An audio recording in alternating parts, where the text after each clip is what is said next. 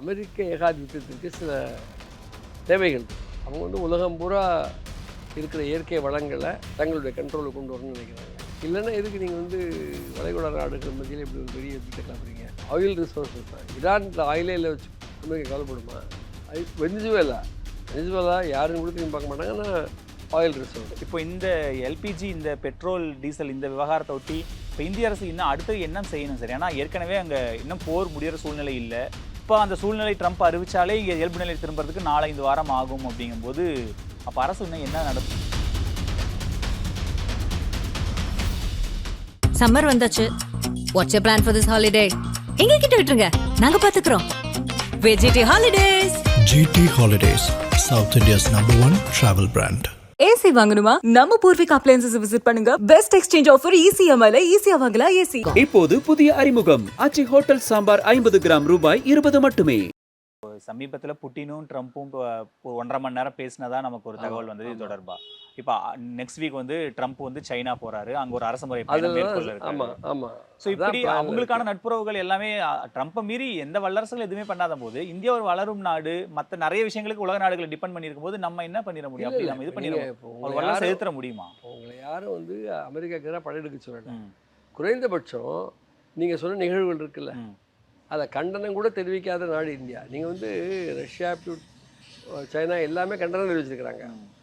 ஐக்கிய நாடுகள் சபையை கூட்ட சொல்லி அது தீர்மானங்கள் நிறைவேற்றிருக்கிறாங்க. அது பெரிய அளவுக்கு செல்வாக்கு களத்தில் இல்லைங்கிறது கரெக்டு. ஆனால் இன்றைக்கி வந்து நீங்கள் நேரடியாக சைனா வந்து அமெரிக்காவோட மோதினா அது மிகப்பெரிய விளைவுகளுக்கு இட்டு சொல்லும். ஸோ அதனால் வந்து அது கொஞ்சம் ஃபோர்ஸஸை கேதர் பண்ணிட்டு தான் பண்ண முடியும். அவங்க சைனாவும் அது ஒரு தேசம் என்ற வரையில் அவங்களுடைய எல்லைகளுக்குள்ளே தான் அவங்க செயல்பட முடியும். அமெரிக்கா ஒரு மிகப்பெரிய வல்லரசு. ஆனால் அரபு நாடுகளே பிரிஞ்சு நிற்கிறாங்க. இப்போ அரபு நாடுகளையெல்லாம் ஒன்றுபடுத்த அமெரிக்காவுக்கு எதிராக மக்கள் சீனம் முயற்சி பண்ணிச்சு. நீங்கள் அதனால தான் வந்து ஒரு கட்டத்தில் சவுதி அரேபியாவும் ஈரானையும் கூட இணைக்கிற இடத்துக்குலாம் முயற்சி பண்ணாங்க. அந்த அப்ரஹாம் அக்கார்ட்ஸ்னு மேலை நாடுகள் புஷ் பண்ணின அக்கார்டுக்கு பிறகு ஒரு தொய்வான நிலைமையில் சைனா வந்து பல மேற்காசிய நாடுகளோடு பேசி ஒரு அமெரிக்காவினுடைய தந்திரம் நிறைவேறாமல் இருக்கிறதுக்கு பல வேலைகளை அவங்க பண்ணிட்டாங்க.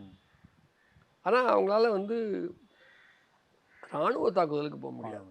ஸோ அவங்க ப்ரொசியூ பண்ணிகிட்ருக்காங்க அந்த மேட்ரை. அதனால் வந்து அவங்க சைனா சொல்கிறதெல்லாம் கரெக்டுன்னு சொல்ல வேண்டிய அவசியம் இல்லை. பட் சைனா இந்த இஷ்யூவில் ஆக்டிவாக இருக்கிறாங்க. ரஷ்யாவும் யுக்ரைன் பிரச்சனை இருந்தும் கூட ஆக்டிவாக இருக்கிறாங்க. வேறு பல நாடுகள் இதில் வந்து கருத்து சொல்லியிருக்கிறாங்க. கிட்டத்தட்ட அமெரிக்காவினுடைய ஒரு ஜூனியர் பார்ட்னராக பார்க்கக்கூடிய அளவிற்கு இந்திய அரசினுடைய செயல்பாடு அமைந்திருக்கிறது என்பதான் நான் சொல்லுவது. எல்லாமே செய்ய முடியும்னு நான் சொல்ல, இவன் படையெல்லாம் எடுக்க முடியாது. ஆனால் பதிவு பண்ணாமல் ஐக்கிய நாடுகள் சபையில் நீங்கள் வந்து இவ்வளோ அவசரப்பட்டு ஸ்பான்சர் பண்ணுறீங்க ஒரு தீர்மானத்தை. ஆனால் ஐக்கிய நாடுகள் சபையில் நீங்கள் வந்து பாலஸ்தீன தாக்குதலை கண்டிக்கிறதுக்கே ஒரு 4 முறை வந்தால் ஒரு தினம் பரவாயில்லன்னு ஏதோ சொல்கிறீங்க. பட்டு திட்டவட்டமாக அப்போ நீங்கள் இதே முந்தைய காலம் எப்படி இருந்துச்சு அதை ஒப்பிட்டு பார்த்தீங்கன்னா இந்திய நாடு வந்து அந்த ஒரு பலதுருவ உலகை நோக்கி போகணும் அப்படிங்கிற முனைப்பை காட்டல. ஆனால் என்னென்னா இப்போ நம்ம ட்ரம்ப்பை கண்டிக்கலன்னு கேட்குறோம். இப்போ நம்ம ஆதரவு கொடுக்க வேண்டிய இல்லாத ஓரளவுக்கு அனுசரணையாக நிற்க வேண்டிய ஈரான் அங்கே என்ன நடந்தது? அங்கே ஒரு சர்வாதிகார ஆட்சி தானே, மக்கள் அவ்வளோ துன்பத்தை அனுபவிச்சாங்களா? அவங்க அந்த நாட்டுக்கு சப்போர்ட் பண்ண முடியாங்க. ஈரான் நாட்டினுடைய பிரச்சனைகளை ஈரான் மக்கள் தீர்க்கணும். அந்த ஈரான் அரசை நான் வந்து பாராட்டலையே. நான் இந்த என்டையர் நம்ம கான்வர்சேஷனில் ஆமாம், அது ஒரு சர்வாதிகார அரசு. இப்போ வந்து அமெரிக்காவுக்கு எதிராக நிற்கிறதுனால அவங்க கொஞ்சம் வேறு மாதிரி அவங்க வந்து சில விஷயங்களை முன்வைக்கிறாங்க.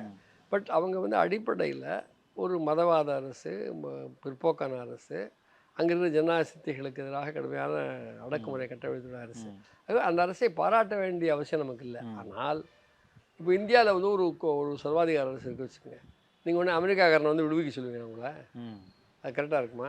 இந்திய மக்கள் தான் முடிவு. இப்போது ஈரான் மக்கள் தான் அதை பண்ணியாகணும். ஸோ ஈரான் மக்கள் அங்கே இருக்கக்கூடிய கட்சிகள், செயல்படக்கூடிய அரசியல் சக்திகள் ஃபைட் பண்ணுறாங்க. இப்போது ரைட்னாவும் முடியாது. ஏன்னா இந்த வார் சூழலில் அவங்க வெளியே வருது போகிறதுலாம் கஷ்டம்.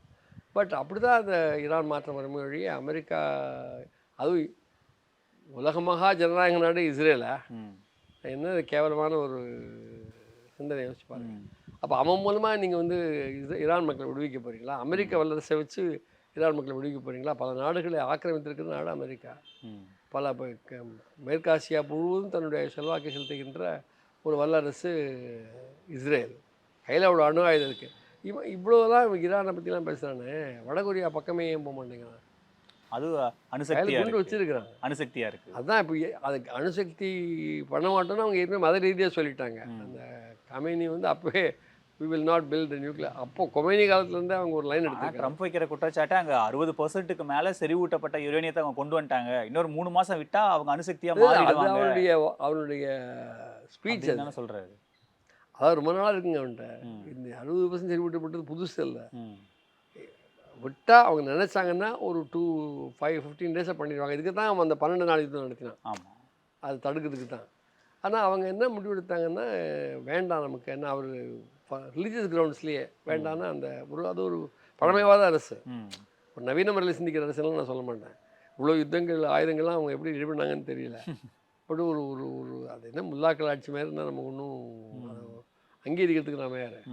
பட் ஈரானில் மாற்றம் ஈரான் மக்களால் கொண்டு வரப்பட வேண்டும்.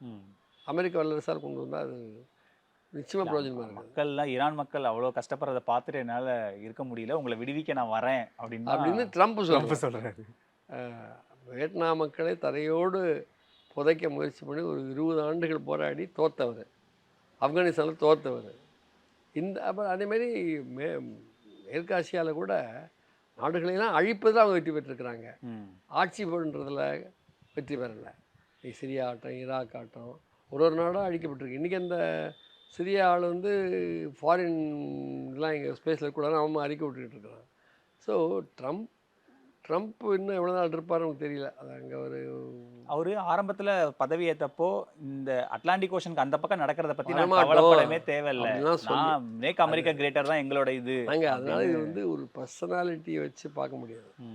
அமெரிக்க ஏகாதிபத்தியத்திற்கு சில தேவைகள் இருக்குது. அவங்க வந்து உலகம் பூரா இருக்கிற இயற்கை வளங்களை தங்களுடைய கண்ட்ரோலில் கொண்டு வரணும்னு நினைக்கிறாங்க. இல்லைன்னா எதுக்கு நீங்கள் வந்து வளைகுடா நாடுகள் மத்தியில் இப்படி ஒரு பெரிய யுத்தத்தை கிளப்புறீங்க? ஆயில் ரிசோர்ஸஸ் தான். ஈரானில் ஆயிலே இல்லை வச்சுக்கோங்க, அமெரிக்கா கவலைப்படுமா? வெனிசுவேலா யாரும் கூட திரும்பி பார்க்க மாட்டாங்க. ஆனால் ஆயில் ரிசோர்ஸஸ் அப்போது அவங்க இயற்கை, அதேமாரி லித்தியம் இஷ்யூ, அதேமாரி இந்த ரேர் எர்த்ஸ் இஷ்யூ, ஐடி ஃபீல்டுலலாம் அதுக்கு முக்கியமான அப்ளிகேஷன்ஸ் இருக்குது, ஏஐயில் இருக்குது. ஸோ சைனாவோட அவனால் வந்து ஒரு அக்ரெசிவான ஸ்டாண்ட் எடுக்க முடியல, இப்படி டிபெண்டன்சி இருக்கிறதுனால. ஸோ அது மாதிரி அவங்க சமாளிக்கிறதுக்கு முயற்சி பண்ணிட்டுருக்காங்க. சைனா வந்து சரியா தன்னை சரிபார்த்துக்கு தன்னை தயார் செய்வதற்கு அதுக்கு டைம் வேணும். அதனால் சைனாவும் ஒரு டிஸ்கஷன் நடத்திட்டு இருக்கு. பட் பலம் இல்லாத நாடுகளை அவங்க போட்டு தாக்கிட்டு தான் இருக்காங்க. ஸோ ட்ரம்ப் மூலமாக இந்த நாட்டுக்கு ஜனநாயகம் வராது. நெதன்யாகு மூலமாக ஜனநாயகம் வருமா? யோசிச்சு பாருங்க. இப்போ இந்த எல்பிஜி, இந்த பெட்ரோல் டீசல் இந்த விவகாரத்தை ஒட்டி இப்போ இந்திய அரசு இன்னும் அடுத்தது என்ன செய்யணும் சார்? ஏன்னா ஏற்கனவே அங்கே இன்னும் போர் முடிகிற சூழ்நிலை இல்லை. இப்போ அந்த சூழ்நிலை ட்ரம்ப் அறிவிச்சாலே இங்கே இயல்பு நிலை திரும்புறதுக்கு 4-5 வாரம் ஆகும். அப்படிங்கும்போது அப்போ அரசு இன்னும் என்ன நடவடிக்கை? இல்லை, பாராளுமன்றத்தில் இது சம்பந்தமான ஒரு முறையான விவாதத்தை நடத்தணும், ஒரு கன்சென்சஸ் உருவாக்க முயற்சி பண்ணணும். அப்படி ஒரு கன்சென்சஸ் உருவாக்கி அயல்நாட்டு கொள்கையில் அரசு எதிர்கட்சிகளும் பேசுகிற மாதிரியே தெரியலையே. ஒரு கன்சென்சஸ் உருவாக்கினா தானே வந்து மற்றவங்களோட நம்ம வலுவாக பேச முடியும். அதோடு மட்டும் போதாது. நீங்கள் உங்களுடைய தயாரிப்புகளை நீங்கள் முதலே சொன்னீங்க இல்லையா, இந்த எரிபொருள் நெருக்கடிக்கு என்ன தயாரிப்புகள் என்பது உட்பட நீங்கள் நிர்மலா சீதாராமன் பட்ஜெட் போட்டாங்க, இப்போ தான் போட்டு முடித்தாங்க. ஏதாவது ஒரு எங்கள் மூலையிலையாவது அப்படி ஒரு வாசனை தெரிஞ்சா அப்படி ஒரு நெருக்கடி வரும்னு. அதனால் இந்த அரசு அதை பற்றிலாம் கவலைப்படுறதே தெரியல. ரொம்ப ஷார்ட் சைட்டடாக இந்த எலெக்ஷன் அடுத்த எலெக்ஷன் கான்ஸ்டியூஷன் மாற்றணும், ஒரு ஹிந்துத்துவ ஆட்சி இந்தியா பூரா நிலைநாட்டணும் என்ற அஜெண்டாவில் தான் அது மையம். இல்லை, அரசுடைய கவனக்குறைவான்னு நிறைய பொருள் நீங்கள் இப்போ நிறைய பேர் மென்ஷன் பண்ணுறாங்க. அப்படி இருக்கும்போது இப்போ பாதிக்கப்படுறது காலேஜ்லேருந்து கல்லூரிகள்லேருந்து, இன்னும் வந்து கேஸ் இல்லாதனால மின்மயானங்களில் டெட் பாடியை 3 நாள் தான் எரிக்க முடியும், இல்லைனா விறகு வச்சு தான் யூஸ் பண்ணணுன்ற இடத்துக்கு நகரும். எல்லாமே எல்பிஜியோட கனெக்டில் இருக்கும்போது அரசு ஏதோ ஒரு இடத்துல இதை கான்சென்ட்ரேட் பண்ணியிருக்கணுன்ற சொல்கிறாங்க. இல்லை, கரெக்டு தான் நீங்கள் சொல்கிறது. அதான் அரசு நமக்கு என்ன கஷ்டம்னா, அரசு அறிக்கை விடுது, பட் தரவுகள் முன்வைக்கலை. நீங்கள் கேட்டிங்கன்னா ஒரு அவங்க வந்து தரவுகள்லாம் முன் வச்சா மற்ற அது ரிஸ்க் இருக்குன்னு சொல்லலாம். அது உண்மை இல்லை. தரவுகள் வைக்கணும், நம்பிக்கை விட்டுறணும். சில விஷயங்களுக்கு ரெஸ்ட்ரிக்ட் பண்ணலாம். எல்லாருமே எல்லாத்துக்குமே எல்பிஜி எல்என்ஜி யூஸ் பண்ணுங்கிறது இல்லை. மாற்று எரிவசக்தி. ஆமாம், அட்லீஸ்ட் ஒரு முனைப்பாக செயல்படுற மாதிரி காட்சியை கூட காணும். ஏன்னா இவங்க பூரா எலெக்ஷன் மோடில் இருக்காங்க இப்போ ரைட் now. ஸோ அவ்வளோ சீரியஸாக எடுத்துக்கலாம் அவங்க. அவங்க நிதியமைச்சர்னு ஒருத்தர் இருக்கிறாங்கங்கிறது இந்த பட்ஜெட் போடும் மட்டும்தான் நம்ம பார்க்குறோம். மற்ற இடங்களில் ஃபீல்டுலேயே இல்லை. எக்ஸ்டர்னல் அஃபேர்ஸ் மினிஸ்டர் பேச மாட்டேங்கிறாரு. பன்னாட்டு பிரச்சனைகளை அவர் பேச மாட்டேங்கிறாரு. அமித்ஷா T20 வேர்ல்டு ஃபைனல் பார்த்துட்டு சந்தோஷமாக இருக்கிறாரு. ஸோ என்னன்னா அவங்க ப்ரையாரிட்டிலாம் இப்போ எலெக்ஷன் கமிஷன் அதன் மூலமாக வந்து ரோல்ஸை பூரா மாற்றுறது, அவங்களுடைய பழைய அஜெண்டாவான national register of citizens NRC, அதேமாதிரி சிஏஏ இதையெல்லாம் அமலாக்குவது. இந்த ஒரு கதையாடலே ஊடுருவிகள் வந்துட்டாங்க, அவங்களாம் வெளியேற்றணும், ஊடுருவிப்பொருள் வெளியேற்றணுன்றத அமித்ஷா தினம் பேசுகிறாரு. அதனால் மற்றப்பட்ட எரிபொருள், மக்களுடைய அன்றாட பிரச்சனைகள், வேலையின்மை. நான் ஒரு எக்ஸாம்பிள் உங்களுக்கு சொல்கிறேன். பட்ஜெட்டில் நீங்கள் நம்ம பேசணும் முறை பிரதம மந்திரி ஸ்கில்லிங் ப்ரோக்ராம்னு ஹைலைட் பண்ணி 10,000 கோடி ரூபா ஒதுக்கினாங்க. அதுக்கு அவங்க மொத்தமாக செலவழிச்சிருக்கிறது 500 கோடி ரூபா. ஓகே, இதுதான் அவங்க சீரியஸ்னஸ். இது ஒரு பானை சொத்துக்கு ஒரு சோறு பதம் என்று நான் சொல்ல விரும்புகிறேன். So they're not serious. It's very unfortunate thing, வருந்தத்தக்க ஒரு நிலைமை. பட் என்ன பண்ண முடியும்? திஸ் இஸ் யுவர் கவர்மெண்ட், உங்கள் அரசு தான். அதோட தான் நம்ம சந்தித்து போராட வேண்டியிருக்கு. நீங்கள் சொன்ன மாதிரி நாடு பூரா இருக்கக்கூடிய பாதிக்கப்படுற மக்கள் வந்து களத்தில் இறங்கினாங்கன்னா அரசுக்கு ஒரு செய்ய வேண்டிய நிர்பந்தம் ஏற்படும் என்று பார்க்கலாம். இல்லை சார், நம்ம 30 கோடி வீடுகளுக்கு நம்ம கேஸ் கனெக்ஷனை கொடுத்துட்டோம் உஜ்வாலா திட்டத்து மூலமானு அரசு 14 கோடியிலேருந்து இன்றைக்கி நாங்கள் 18 கோடி கொடுத்துட்டோம்னு சொல்கிறாங்க. இது முழுக்க பார்த்தா எல்லாமே நம்ம அரபு நாடுகளை சார்ந்து. ஏன்னா இங்கே ரிஃபைனரிஸ் ரொம்ப கம்மியாக இருக்குது, ஃபெசிலிட்டி கம்மியாக இருக்குன்னு சொல்லலாம். அது இவ்வளோ நாள் நீங்கள் என்ன பண்ணுறீங்க? 18 வருஷம் ஆட்சியில் இருக்கிறீங்க. இதற்குள்ளாக உங்களுடைய எண்ணெய் வயல்களை டெவலப் பண்ணுறது, ரிஃபைனிங் கெப்பாசிட்டியை டெவலப் பண்ணுறது இதெல்லாம் உங்கள் பொறுப்பு தானே. யாரோ அரசாங்கத்தில் இல்லையே. நீங்கள் இன்னமும் நேருவையாக சொல்லிட்டு இருப்பீங்க. இந்த நேருவால் தான் இது வந்துச்சுன்னு சொல்ல போகிறீங்களா? இப்போ நீங்கள் 14 வருஷம் ஆட்சியில் வந்துட்டீங்களா? இந்த போர் சூழலை அரசு இவ்வளோ சீரியஸாக போகாது, இவங்க வளைகுடா நாடுகளை ஈரான் அட்டாக் பண்ண மாட்டாங்க அப்படின்லாம் ஏன் அஸ்யூம் பண்ணுறாங்க? அப்படி நீங்கள் ஈரான் பிரச்சனை வருதோ வரலையோ, பன்னாட்டு அரங்கில் முக்கியமான ஒரு எரிபொருளுக்கு நம்ம அயல் நாடுகளை சார்ந்திருந்தால் என்ன ஆகும் என்பது நமக்கு தெரிஞ்ச விஷயம் தானே. இது முதல் முறை இல்லையே. 70கள் அதே பிரச்சனை சந்தித்தோம். 2 முறை எண்ணெய் விலையை அவங்க பிரம்மாண்டமாக ஏற்றினாங்க. ஏற்கனவே நம்ம வந்து சார்பு இருக்கக்கூடாதுன்னு தான் நம்ம பப்ளிக் செக்டரில் ஆயில் கம்பெனி டெவலப் பண்ணோம். பிறகு இந்த தாராளமய குழுக்கள் வந்த பிறகு அதெல்லாம் கைவிட்டோம். இதில் தாராளமய குழுக்களே வந்து மன்மோகன் நரசிம்ம அரசில் ஆரம்பித்து யூபிஏ அரசு உட்பட இவங்க உட்பட ஃபாலோ பண்ணாங்க. யூபிஏ அரசினுடைய முதல் தவணையில் இடதுசாரிகளுடைய அழுத்தத்தினால கொஞ்சம் நிறுத்திக்கிட்டாங்க. பட் அதர்வைஸ் மிக அதிகமாக பொதுத்துறை சொத்துக்களை விற்று தனியார்மயமாக்கி இருப்பது பாஜக அரசுகள். வாஜ்பாய் அரசு ஆரம்பித்தாங்க, அப்புறம் பிரம்மாண்டமாக மோடி அரசுகள் இருக்குது. அப்போ இவங்க ஒரு தற்சார்பான எண்ணெய் வளத்துறையை, எரிபொருள் துறையை, ஒட்டுமொத்தமாக எரிபொருள் என்ற கான்செப்ட் பார்த்திங்கன்னா எனர்ஜி செக்யூரிட்டி, அதேமாரி அதுக்கு உட்பட்டு பெட்ரோலியம் செக்யூரிட்டி என்பதற்கான முனைவுகளை நீங்கள் சொல்கிறது கரெக்டான விமர்சனம். முன்பே மேற்கொண்டிருக்க வேண்டும், தீவிரமாக கவனம் செலுத்தி இருக்க வேண்டும். நம்ம நாட்டில் இதெல்லாம் விவாதத்துக்கே வரமாட்டேங்குது. இல்லை இப்போ பூரா வாட்ஸ்அப் யூனிவர்சிட்டி, அப்புறம் வந்து யார் யாரை திட்டுறாங்க அப்படிங்கிற மாதிரி விஷயங்கள்லாம் அது மதவெறி. இவங்களுடைய ஒரே அஜெண்டா வந்து அந்த மதவெறியை கிளப்பி விட்டு மக்களை பிளவுபடுத்தி ஒரு ஆர்எஸ்எஸ் கனவான இந்து ராஷ்டிரா நோக்கி தான் பயணிக்கணுங்கிறத அவங்க பார்த்துருக்காங்க. மற்றும் நீங்கள் சொல்லக்கூடிய ஒரு சொஃபிஸ்டிகேட்டாக ஒரு அட்மிட் பண்ணுறதுக்கே தயங்குதுன்னு ராகுல் காந்தி ஒரு விமர்சனத்தை வைக்கிறாங்க. அமெரிக்காவை சார்ந்திருக்கீங்க, சரி பிரச்சனை இருக்காது, முதல்ல இது பிரச்சனைன்னு அட்மிட் பண்ணுங்க, அதுக்கப்புறம் சொல்யூஷன். சரி, எதிர்க்கட்சி தலைவர் அவர் நிச்சயமாக தாக்குன்னு தாக்குவார். அப்புறம் அவங்க என்ன பண்ணுறாங்கன்னா தாக்குதலுக்கு பதில் சொல்ல மாட்டேங்கிறாங்க, அவரை பற்றி கேவலம் பல விஷயங்கள் பேசுகிறாங்க. ஸோ இது லெவல் ஆஃப் டிபேட்டே போகிறாரு. ஒரு காலத்தில் இப்படிலாம் டிபேட் இருக்காது, நல்ல ஒரு ஆரோக்கியமான டிபேட்டாக இருக்கும். பட் இது சுருக்கமாக சொல்லணும்னா இந்த அரசு தோல்வியடைந்திருக்கிறது. இந்த 10-12 ஆண்டு காலம் வந்து அவகாசம் இருந்த பொழுது நீங்கள் நேருவை பற்றியே பேசி நேரத்தை வீணாக்கினீங்கன்னா நீங்கள் எப்படி எக்ஸ்பேண்ட் பண்ணுறது எனர்ஜி கெப்பாசிட்டின்னு பார்த்துருக்கீங்கன்னா ஒரு பிளானிங் இருக்குது அவங்களுக்கு. இது குறிப்பாக பப்ளிக் இன்வெஸ்ட்மெண்ட்டு நீங்கள் குறைச்சிக்கிட்டே வரீங்க. தனியார் முதலாளிகள் இந்த ஃபீல்டில் இன்வெஸ்ட் பண்ண தயாராக இல்லை. பிரம்மாண்டமான ஜெயண்ட்ஸு உலக அளவில் இருக்கிறாங்க. அப்போ இந்த துறைகளில் பெருமளவு முதலீடு தேவைப்படுகின்ற நாட்டுக்கு கேந்திரமான துறைகளில் பொதுத்துறை முதலீடுகள் அவசியம் என்பதை நீங்கள் முதல்ல ஒத்துக்குங்க. அது பூரா நீங்கள் தனியார்மய பாதையில் தான் போவோம். இந்த நான் கேட்குறேன், அசெட் மானிட்டைசேஷன் பைப்லைன் நம்ம பேசணும் பட்ஜெட் போது, இன்றைக்கி அதானே இருக்குது. இப்போ அவங்க எவ்வளோ விற்க முடியும் தானே பார்க்குறாங்க. இந்த பொதுத்துறையினுடைய வலிமையை பயன்படுத்தி இப்போ விசாகப்பட்டினம் ஸ்டீல் விற்கிறதுக்கு படாத விடப்பட்டாங்க, விற்க முடியல. தொழிற்சங்கங்கள் வலுவாக அந்த சிஐடியு தலைமையில் அவங்க ஃபைட் பண்ணிட்டாங்க. இதுக்குள்ளே எவ்வளோ நீங்கள் விசாகப்பட்டினத்தில் ஆயில் ரிஃபைனரி எக்ஸ்பேண்ட் பண்ணியிருக்கலாம், மற்ற இடங்கள் ஆயில் ரிஃபைனரி எக்ஸ்பேண்ட் பண்ணியிருக்கலாம். இப்போ இந்த குஜராத்துக்கு வர வேண்டிய ஷிப்பு அடிவிட்டுருக்குங்கிறத மட்டும் நீங்கள் பேசிகிட்டு இருக்கிறீங்க. Quite right. நீங்கள் அறிந்தோ அறியாமலோ கரெக்டான பாயிண்ட் பிடிச்சிருக்கீங்க. அவங்களுடைய இந்த சுயசார்புக்கான திட்டமிடுதல் எங்கே போச்சு? அரசு தானே பொறுப்பாக இருக்கணும். நீங்கள் தனியார்களுக்கு லாபம் ஈட்டக்கூடிய வாய்ப்பை ஏற்படுத்தி கொடுக்கலாம். ஆனால் அவங்க பல துறைகளை பார்ப்பாங்க. இதை விட வர்த்தக சுதாட்டத்தில் பணம் இருக்குன்னா அங்கே போயிடுவாங்க, அல்லது இந்த ஃபைனான்ஷியல் செக்டரில் லாபம் இருக்குன்னா அங்கே போயிடுவாங்க. எண்ணெய் கப்பல் வரதெல்லாம் இன்னைக்கு தலைப்பு செய்தியாக மாற அளவுக்கு சூழ்நிலை வந்து எண்ணெய் கப்பல் ஒரு நாளைக்கு அவ்வளோ கப்பல் வந்துட்டு போகுது. அதுக்கு பின்னாடி என்ன இருக்குது தெரியுமில்ல? இன்சூரன்ஸ். நீங்கள் வந்து வளைகுடா நாடுகளில் அந்த ஸ்ட்ரைட் வழியாக வருது, இவன் அடைக்க போகிறான் அப்படின்னா உடனே இன்சூரன்ஸ் ப்ரீமியம் ஏறிடும். இன்சூரன்ஸ் இல்லாமல் நீங்கள் வந்து துறைமுகங்களுக்கு போக முடியாது, கப்பல்கள் பயணிக்க முடியாது. ஸோ பேரலைஸ் ஆகிடும். அதுதான் நடந்துருக்குது. நாட் ஆக்சுவல் ஷார்ட்டேஜ் ஆஃப் எனர்ஜின்னு கூட சொல்ல முடியாது.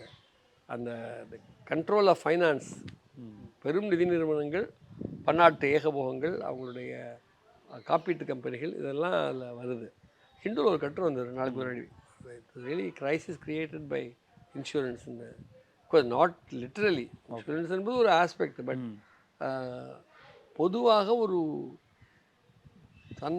தனியார் பெருங்கம்பெனிகள் தயவில் உலகத்தை நடத்த முடியாது. இந்தியாவுக்குள்ளே நிச்சயமாக நம்ம வந்து ஒரு வலுவான பொதுத்துறையை உருவாக்கி இருக்கணும். ஒரு 12 ஆண்டுகள் அதுக்கு முன்பு இருந்த ஆட்சிகள் 91லேருந்தே நம்ம வந்து அந்த பாதையை கைவிட்டதனுடைய விளைவுகளை சந்திக்கிறோம் இன்றைக்கி. இது கிட்டத்தட்ட ஒரு பொது கருத்தையும் உருவாக்கிட்டாங்க. எல்லாம் பொதுத்துறையெல்லாம் யூஸ்லெஸ்ஸு, எல்லாம் விற்றுருவோம் அப்படின்னு ஒரு கருத்தை அவங்க ஊடகங்கள் வாயிலாக வலுவாக கொண்டுறாங்க. அது அஃப்கோர்ஸ் அதில் ஊழல் என்ற ஆஸ்பெக்டும் இருக்குது. பொதுத்துறையை விற்கிறது மூலமாக அல்லது வந்து குத்தகை விடுவதன் மூலமாக பணம் பண்ண முடியும், தேர்தல் நேரத்தில் அதை பயன்படுது என்பதையும் அவங்க பார்க்குறாங்க. அதனால் பல விஷயங்கள் இருக்குது. இந்த பிரச்சனைக்கு என்னதான் தீர்வு சார்? ஏன்னா இன்னும் போர் முடியறதுக்கான சூழ்நிலை இல்லை, கையிருப்பும் ரொம்ப கம்மியாக. போர் முடியுமா முடியலையா என்று நான் என்னால் ஊகம் பண்ண முடியல. பிகாஸ் ஒரு பக்கம் டயலாக் வந்து பார்த்தீங்கன்னா கடுமையான பேச்சுவார்த்தை இருக்குது, சண்டை போட்டுக்கிட்டு இருக்காங்க. பட் நமக்கு எல்பிஜி வேணும், என்ன வேணுமே. எல்பிஜி அதான் நீங்கள் வந்து இப்போவாவது ஆல்டர்னேட் சோர்ஸ் ஆஃப் எனர்ஜியை எக்ஸ்ப்ளோர் பண்ணுங்கன்னு சொல்கிறாங்க. நீங்கள் டீகார்பனைசேஷன் அப்படிங்கிறத வெள்ளக்காரன் நம்ம மேலே திணிக்க முயற்சி பண்ணலாம் பன்னாட்டு அரங்குகளில், கிளைமேட் சேஞ்ச் இஷ்யூவில் விவாதங்கள் நடக்கும்போது. அப்புறம் நம்ம நியாயமாக சொன்னோம், நீ வந்து உலகத்துக்கு இருக்கிற கார்பன் ஸ்பேஸை பூரா ஆக்கிரமிச்சுக்கிட்ட, எங்களுக்கு வளர்ச்சிக்கு வந்து அங்கே கார்பன் யூஸ் பண்ணி தான் ஆகணுங்கிற மாதிரிலாம் நம்ம பேசினோம். ஆனால் அதில் பாதுகாப்புகள் கொண்டு வரலாம், அதுக்கான ஃபண்டிங், டெக்னாலஜி ஃபண்டிங்லாம் வேணும்னு கேட்டோம். அதெல்லாம் இந்த ப்ராமிஸே அவங்க வந்து மேலை நாடுகள் அமல்படுத்தலை. ஸோ அந்த முறையில் வந்து இப்போ சைனா என்ன பண்ணியிருக்கு? சைனா வந்து கோலையும் டெவலப் பண்ணியிருக்கு, மாடர்ன் எனர்ஜி சோர்ஸையும் டெவலப் பண்ணியிருக்கு. ஸோ நீங்கள் ஒரு திட்டமிடாத பொருளாதாரம், முழுக்க முழுக்க பன்னாட்டு பெருங்கம்பெனிகளை நம்பி நீங்கள் பொருளாதாரம் நடத்துகிறீங்க, இப்படி தான் இருக்கும். ஷார்ட் ஆன்சர் தான்.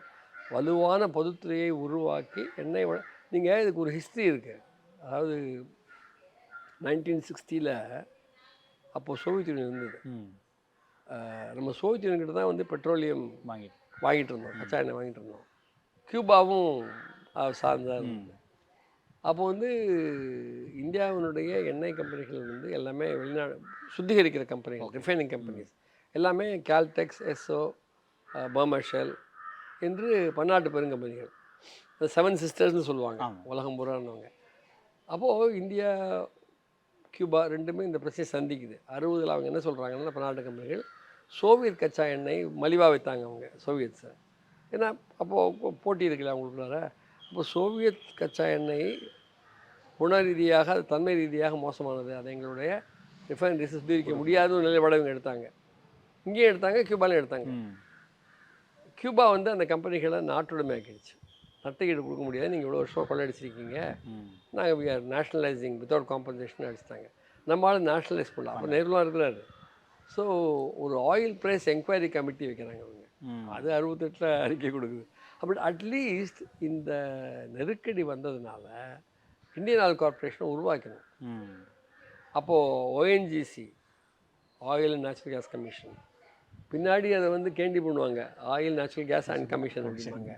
பட் இந்த ஓஎன்ஜிசி வந்து இப்போ மிகப்பெரிய அளவுக்கு எக்ஸ்ப்ளோர் பண்ணிச்சு, நம்முடைய எண்ணெய் வளங்களை கண்டுபிடிக்க முடிந்தது. அது வரைக்கும் இந்த எண்ணெய் வளங்களை கண்டுபிடிக்கிறதே ஒரு ப்ரைவேட் செக்டருடைய ஏற்பாடாக இருந்துச்சு. பொதுத்துறை இல்லாமல் இந்த பிரச்சனையை தீர்க்க முடியாது. அதுதான் சொல்யூஷன். அதுதான் பொதுத்துறை வலுவான முதலீடுகள், நீண்டகால முதலீடுகளை உடனடியாக மேற்கொள்ள வேண்டும். அதற்கான வளங்களை பெரும் செல்வந்தர்கள், பெரும் கம்பெனிகளை உரிய முறையில் வரி வசூலித்து வளங்களை திரட்ட வேண்டும். இதுதான் என்னுடைய as an economist நான் இப்படி தான் சொல்லுவேன். ஓகே, நன்றி சார். நேரம் உங்கள் நேரத்தை எங்களோட செலவழிச்சிருக்கு. நன்றி சார். தேங்க்யூ. சம்மர் வந்தாச்சு. What's you plan for this holiday? எங்க கிட்ட விட்டுருங்க, நாங்க பாத்துக்கிறோம். VGT holidays. GT Holidays, South India's #1 travel brand. AC வாங்கணுமா? நம்ம பூர்விகா அப்ளையன்சஸ் விசிட் பண்ணுங்க. பெஸ்ட் எக்ஸ்சேஞ்ச் ஆஃபர் ECMIல ஈஸியா வாங்கலாம் ஏசி. இப்போது புதிய அறிமுகம் ஆச்சி ஹோட்டல் சாம்பார் 50 கிராம் ரூபாய் 20 மட்டுமே.